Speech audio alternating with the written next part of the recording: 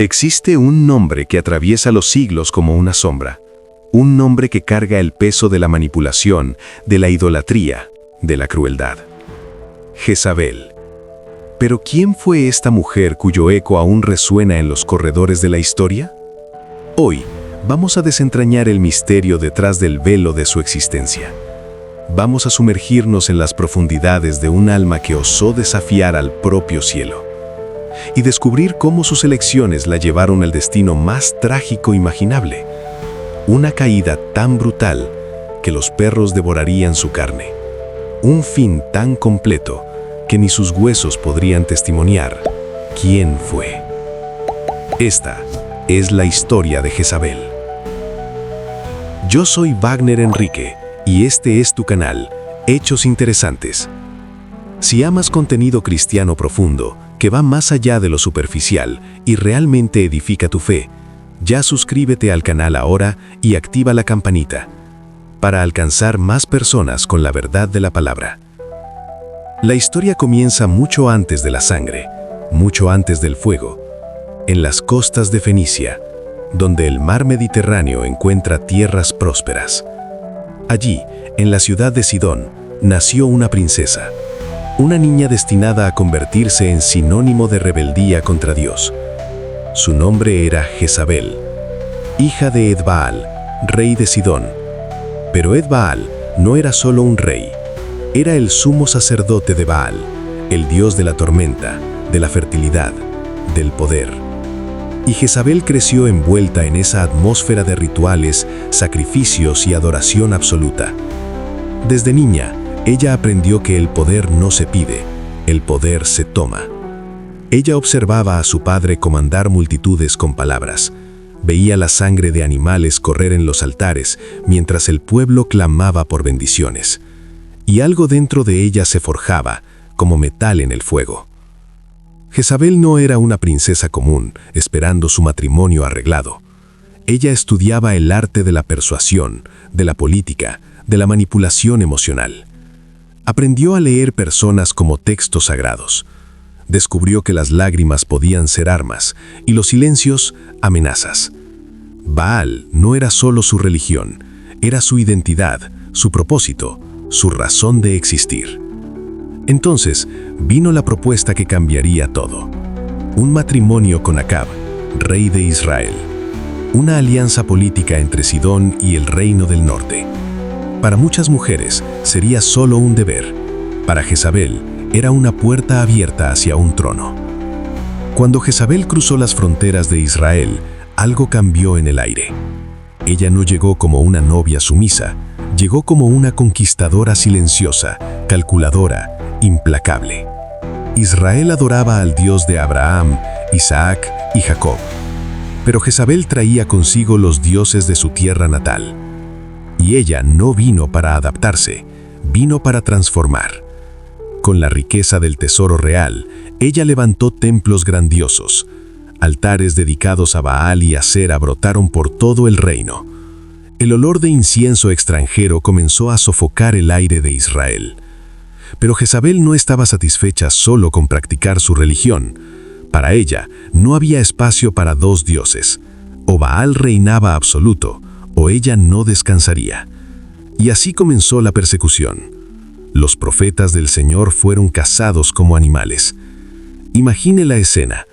Hombres que dedicaron sus vidas a servir al Dios de Israel, arrancados de sus casas en medio de la noche. Familias destrozadas, hijos huérfanos, esposas viudas. La sangre de esos profetas manchó las piedras de Israel.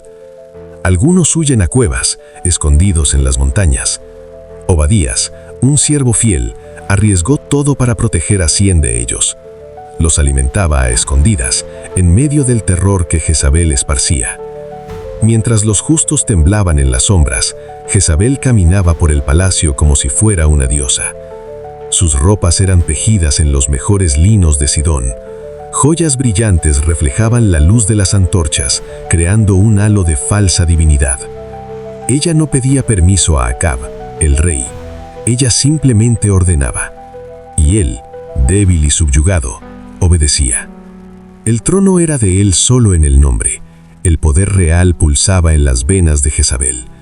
Sus palabras eran ley, sus caprichos, decretos, y cuando alguien osaba cuestionar, el silencio que seguía era más aterrador que gritos. Israel estaba bajo el dominio de una mujer que no conocía límites. Pero Dios no permanece en silencio para siempre. Mientras Jezabel esparcía su sombra sobre Israel, en las regiones áridas del desierto, un hombre se levantaba. Su nombre era Elías, y él sería la voz que confrontaría el eco de Jezabel. Elías no vestía tejidos finos, usaba pieles de camello, ásperas, simples, sin vanidad. No cargaba oro ni plata, solo la palabra del Dios vivo. Y esa palabra quemaba en sus huesos como fuego incontrolable. Para Jezabel, Elías representaba todo lo que ella despreciaba. Un hombre sin poder político, sin riquezas, sin ejército, solo fe, solo convicción. Y eso la enfurecía más de lo que cualquier ejército podría. Un día, Elías marchó hasta el palacio de Acab. El camino era largo, polvoriento, bajo el sol abrasador. Las carreteras agrietadas reflejaban la condición espiritual de Israel. Al entrar al palacio, guardias lo siguieron, tensos, desconfiados. Pero nadie osó detenerlo. Había algo en la postura de Elías, una autoridad que no venía de títulos o coronas, venía de una certeza inabocable. Él estaba ante Acab, pero sus ojos veían más allá, veían el trono invisible, el juicio que ya había sido decretado. Y entonces Elías levantó la voz. «Vive el Señor Dios de Israel, ante cuyo rostro estoy. En estos años ni rocío ni lluvia habrá, sino según mi palabra». El silencio que siguió fue como un abismo abierto en medio del salón. Acab palideció. Jezabel, al oír la noticia, sintió algo raro, un presentimiento, pero su orgullo no permitió que mostrara debilidad. ¿Quién era ese hombre miserable para desafiar a Baal, el dios de las tormentas? Ella se burló, ordenó que lo encontraran y lo mataran. Pero Elías ya había partido. Y con él partió también la lluvia. Las nubes se cerraron como puertas de bronce. El cielo se volvió un desierto interminable. E Israel comenzó a sentir el peso de la elección que había hecho. 3 años y medio sin una sola gota de lluvia. Los primeros meses trajeron inquietud, pero también esperanza. El pueblo creía que Baal pronto respondería.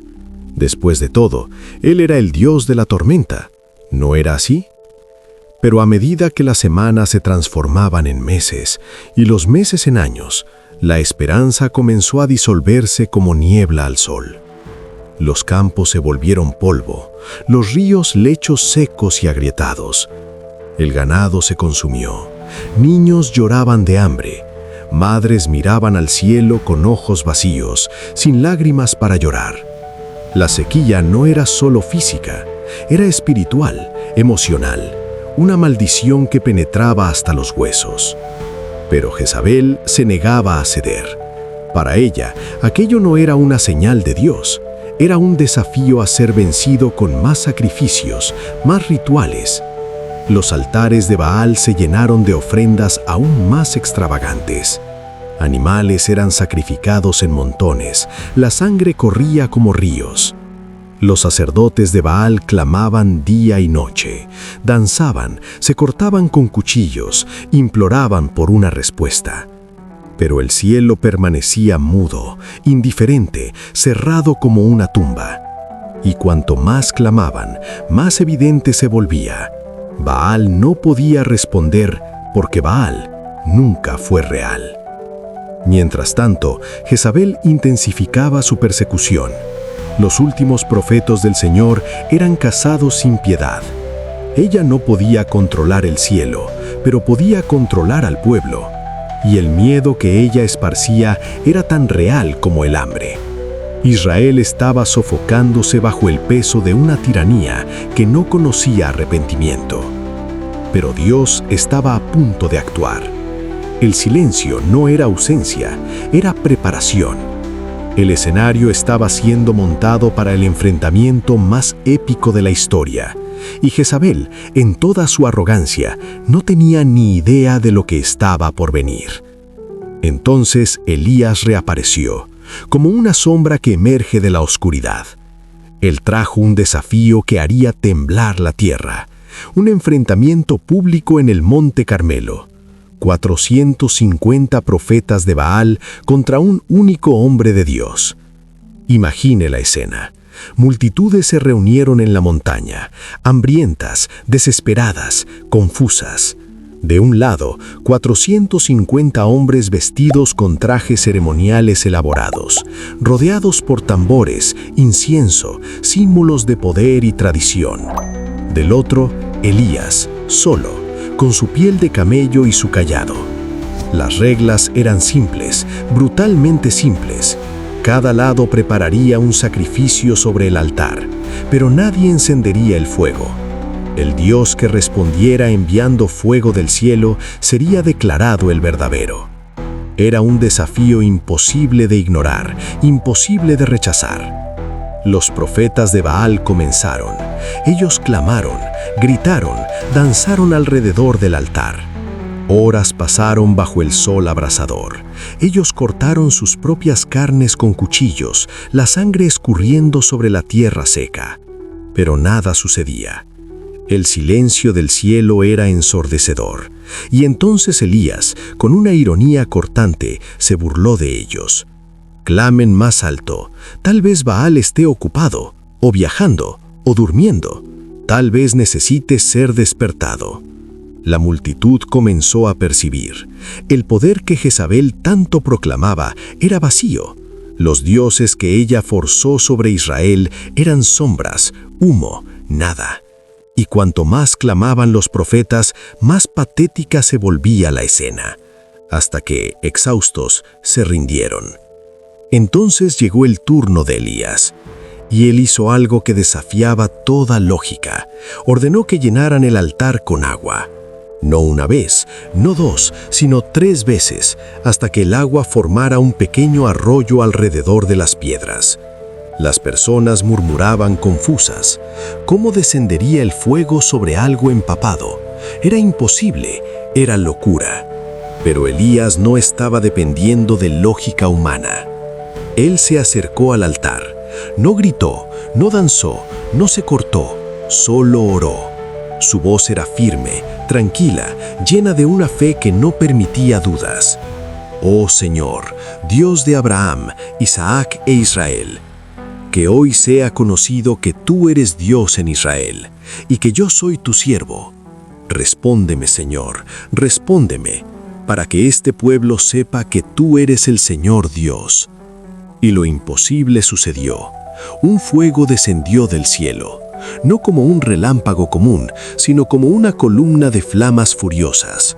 Consumió el sacrificio instantáneamente, devoró la madera, las piedras, el propio altar, e incluso el agua que rodeaba todo fue evaporada.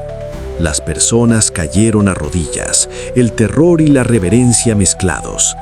El Señor es Dios, el Señor es Dios. El grito resonó por la montaña como un trueno.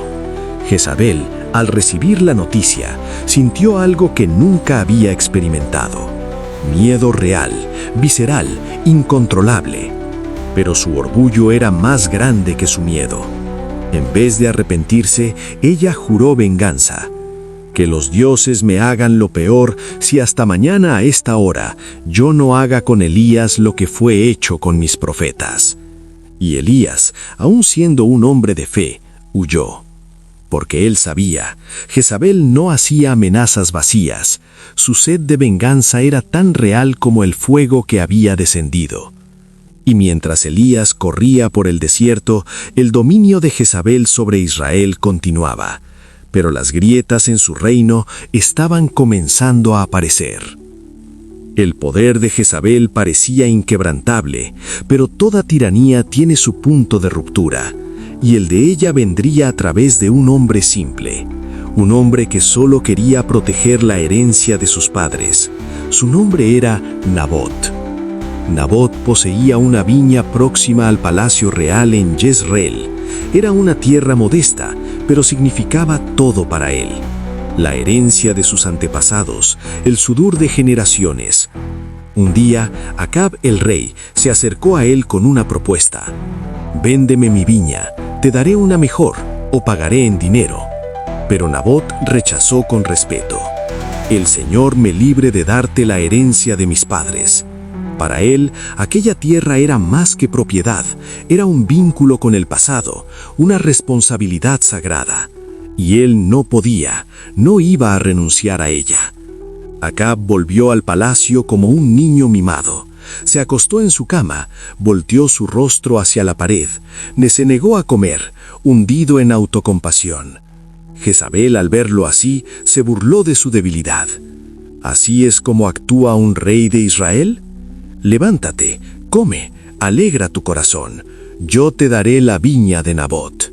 Y Jezabel actuó con la frialdad de una serpiente. Ella escribió cartas en nombre de Acab, selló con el sello real, envió a los ancianos de la ciudad. Las cartas contenían una orden simple y brutal: proclamar un ayuno, poner a Nabot en posición de honor, y entonces conseguir 2 hombres perversos para testimoniar falsamente contra él. Nabot blasfemó contra Dios y contra el rey. La sentencia era obvia: muerte por lapidación. Y así fue hecho. Nabot fue llevado fuera de la ciudad. Piedras comenzaron a volar, aplastando huesos, desgarrando carne. Él murió gritando su inocencia a un cielo que parecía sordo. Y cuando las piedras finalmente pararon, Jezabel sonrió. Ella entregó la viña a Acab como si fuera un regalo trivial. «Levántate y toma posesión de la viña de Nabot, porque Nabot ya no vive, está muerto». Acab, sin cuestionar, fue a tomar posesión de la tierra, pero Dios vio, y Dios no permaneció en silencio. Elías fue enviado nuevamente. Él encontró a Acab en la viña, que ahora era suya, pero nunca podría ser. Y el mensaje que Elías trajo fue como una hoja de justicia. En el lugar donde los perros lamieron la sangre de Nabot, los perros lamerán también tu sangre. Y en cuanto a Jezabel, los perros devorarán a Jezabel junto al muro de Jezreel. Imagine oír una profecía tan terrible, tan específica. No había espacio para interpretación. Era una sentencia de muerte con fecha y lugar marcados. Acab, por primera vez, demostró arrepentimiento. Rasgó sus vestiduras, se vistió de cilicio, ayunó, y Dios, en su misericordia, pospuso el juicio. Pero para Jezabel no hubo arrepentimiento, solo silencio orgulloso y desafiante. Ella continuó su vida como si nada hubiera cambiado, como si palabras de profetas fueran solo viento. Pero algo había cambiado en el aire. El eco de la profecía flotaba sobre ella como una sombra, y el tiempo de cosechar lo que había sembrado se estaba acercando. Años pasaron. Acab murió en batalla, exactamente como fue profetizado. Su sangre fue lamida por perros donde Nabot había sido asesinado. Jezabel, ahora viuda, continuó ejerciendo poder a través de sus hijos. Pero un nuevo líder surgía en el horizonte. Su nombre era Jehú, un comandante militar, ungido por un discípulo de Elías. Dios lo había elegido para una misión específica: exterminar el linaje de Acab y restaurar la adoración al Señor en Israel. Jehú marchó contra Jezreel con determinación implacable. Sus tropas avanzaban como una tormenta de juicio. La noticia llegó al palacio antes que él. Jezabel sabía que el fin estaba cerca, pero ella no demostraría miedo. En su último acto de desafío, Jezabel se preparó, pintó los ojos con antimonio, realzando su mirada feroz. Arregló los cabellos con cuidado, como una reina en día de coronación. Se vistió con sus mejores ropas, joyas brillando. Si iba a morir, moriría como nació, realeza. Ella se posicionó en una ventana alta del palacio. Desde arriba podía ver los portones, las calles, el mundo que un día controló. Cuando Jehú entró, ella lo miró con desprecio. Su tono era de ironía amarga, veneno destilado. «¿Cómo estás, asesino de tu señor?» Era una provocación calculada, un intento final de mantener alguna forma de control. Pero Jehú no era Acab. Él no se intimidaba, no se inclinaba, no negociaba. Levantó los ojos hacia la ventana donde estaba Jezabel. ¿Quién está conmigo? ¿Quién? Hubo un momento de silencio tenso. Los siervos que estaban al lado de Jezabel se miraron unos a otros. Durante años habían obedecido por miedo, pero el miedo que ella inspiraba se había evaporado. Lentamente los eunucos se volvieron, no más para protegerla, sino para obedecer a Jehú. Jezabel se dio cuenta demasiado tarde. El poder que ella pensaba tener era una ilusión, sostenido solo mientras otros temían. Arrójenla hacia abajo. La orden de Jehú fue fría, definitiva. Manos que antes la servían, ahora la agarraron. Jezabel intentó resistir, pero era inútil. Ella fue arrastrada hasta el borde de la ventana. Y entonces, el momento en que la altivez se transforma en caída. Jezabel fue lanzada desde la ventana. Su cuerpo se precipitó por el aire, ropas ondeando. El impacto fue brutal, visceral, final. La sangre salpicó las paredes del palacio. Los caballos de Jehú, sin dudar, pisotearon el cuerpo, como si fuera nada más que polvo en el camino. Jehú entró al palacio, comió, bebió, mientras el cuerpo de Jezabel yacía afuera, despedazado. Después de algún tiempo, dio la orden: sepulten a esa maldita, pues es hija de un rey. Incluso en su muerte, había un reconocimiento de su linaje. Pero cuando fueron a buscar el cuerpo, encontraron solo fragmentos: el cráneo, los pies, las palmas de las manos, nada más. Los perros habían devorado el resto. Exactamente como Elías había profetizado años antes. En el campo de Jezreel, los perros devorarán la carne de Jezabel. Su cuerpo será como estiércol en el campo, y nadie será capaz de decir: esta es Jezabel. La profecía se cumplió al pie de la letra. La mujer que un día controló reyes, que ordenó masacres y construyó templos, que desafió profetas y se burló del Dios de Israel, fue reducida a huesos anónimos en el campo. Su nombre, sin embargo, sobrevivió, no como un legado de gloria, sino como una advertencia, un símbolo eterno de orgullo que precede la caída, de poder sin sabiduría, de fuerza sin carácter. Jezabel tuvo todo: riqueza, influencia, belleza, inteligencia, pero usó cada don para esparcir muerte e idolatría. Su historia no es solo sobre una reina mala, es un espejo para el alma humana. Es sobre lo que sucede cuando elegimos nuestros propios dioses, cuando colocamos nuestros deseos por encima de la verdad, cuando creemos que poder temporal puede desafiar justicia eterna. Piense en los profetas escondidos en cuevas. Ellos no tenían poder político ni riquezas, pero mantuvieron su fe cuando todo parecía perdido. Piense en Nabot, que prefirió morir antes que traicionar su herencia. Ellos no son recordados como víctimas, sino como vencedores. Piense en Elías, solo contra 450, sin ejército, sin oro, sin apoyo, solo con la certeza inquebrantable de que Dios es fiel. Y piense en Jezabel, con todo su poder, incapaz de evitar el destino que ella misma tejió. La lección resuena a través de los siglos. Ningún trono terrenal es más alto que la justicia divina. Ninguna corona humana puede comprar o manipular la verdad. Podemos acumular poder, construir imperios, dominar naciones, pero al final cosechamos exactamente lo que sembramos. Jezabel sembró sangre y cosechó sangre. Sembró idolatría y cosechó abandono de los propios dioses. Sembró miedo y cosechó traición. Sembró orgullo y cosechó humillación. Y su cuerpo, devorado por perros, se volvió estiércol en el campo. Nadie será capaz de decir: esta es Jezabel. Esa fue la sentencia final.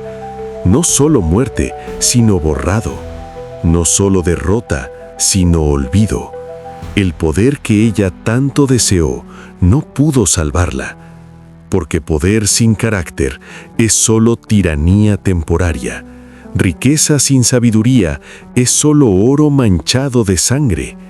Influencia sin justicia es solo manipulación esperando su fin. Y orgullo sin arrepentimiento es solo un precipicio esperando la caída. Jezabel aprendió esto demasiado tarde. La historia de Jezabel terminó hace milenios, pero su eco aún resuena, porque en cada generación existen aquellos que eligen el mismo camino, que creen estar por encima de las consecuencias, que piensan que poder y astucia pueden sustituir integridad. La pregunta que queda no es sobre Jezabel. La pregunta es sobre nosotros. ¿Qué dioses estamos sirviendo? ¿Qué altares estamos construyendo en nuestros corazones? ¿Qué voces estamos silenciando porque desafían nuestros deseos? Jezabel tenía una elección en cada paso. Cuando llegó a Israel, podía haber respetado al Dios de la tierra. Cuando Elías profetizó, podía haberse arrepentido. Cuando Nabot fue asesinado, podía haber reconocido su culpa. Pero en cada encrucijada eligió el orgullo. ¿Y nosotros? Cuando somos confrontados con la verdad que incomoda, cuando percibimos que estamos en el camino equivocado, cuando oímos la voz suave que nos llama de vuelta, ¿qué elegimos? La historia de Jezabel es una advertencia, pero también es una revelación de gracia. Porque Acab, aun siendo cómplice de sus crímenes, se arrepintió, y Dios, en misericordia, pospuso su juicio. El arrepentimiento siempre fue una puerta abierta. Jezabel simplemente se negó a atravesarla. Prefirió morir como reina orgullosa que vivir humilde y perdonada. Y esa elección selló su destino, no solo en la tierra, sino para la eternidad. Su nombre se volvió sinónimo de rebeldía, un símbolo de todo lo que Dios odia: manipulación, idolatría, asesinato, orgullo. Pero también un recordatorio de que ningún pecado está más allá del alcance de la justicia divina. Los perros devoraron su carne, pero la memoria de sus actos permanece, como un faro invertido, apuntando no hacia dónde ir, sino hacia dónde nunca debemos pisar. Jezabel fue reina por un tiempo, pero Dios reina para siempre. Ella construyó altares que se volvieron ruinas, pero el altar de la verdad permanece inquebrantable. Ella silenció profetas temporariamente, pero la palabra de Dios resuena por la eternidad. Esta es la historia de Jezabel, una mujer que tuvo todo y perdió todo, que subió al más alto trono y cayó en la más profunda humillación, que desafió el cielo y descubrió que el cielo no puede ser derrotado. Su eco aún resuena, no como gloria, sino como advertencia. Y la pregunta permanece: ¿qué eco dejarás? ¿Qué semilla estás sembrando? Porque el tiempo de la cosecha siempre llega, y cuando llegue, que nadie pueda decir de nosotros lo que fue dicho de Jezabel. Su cuerpo será como estiércol en el campo, y nadie será capaz de decir: este era. Que nuestro eco sea diferente, que sea de fe, no de orgullo, de humildad, no de arrogancia, de amor, no de manipulación, de justicia, no de crueldad. Porque al final de todo, cuando los perros ya hayan hecho su trabajo y los huesos ya se hayan hecho polvo, solo una cosa permanece: la verdad de lo que realmente fuimos. Y ante esa verdad, incluso reinas tiemblan, incluso tronos se desmoronan. Y solo una elección importa, la elección que Jezabel nunca hizo: arrepentimiento. Esta es la historia de Jezabel, que ella sea un espejo, no para condenarnos, sino para despertarnos.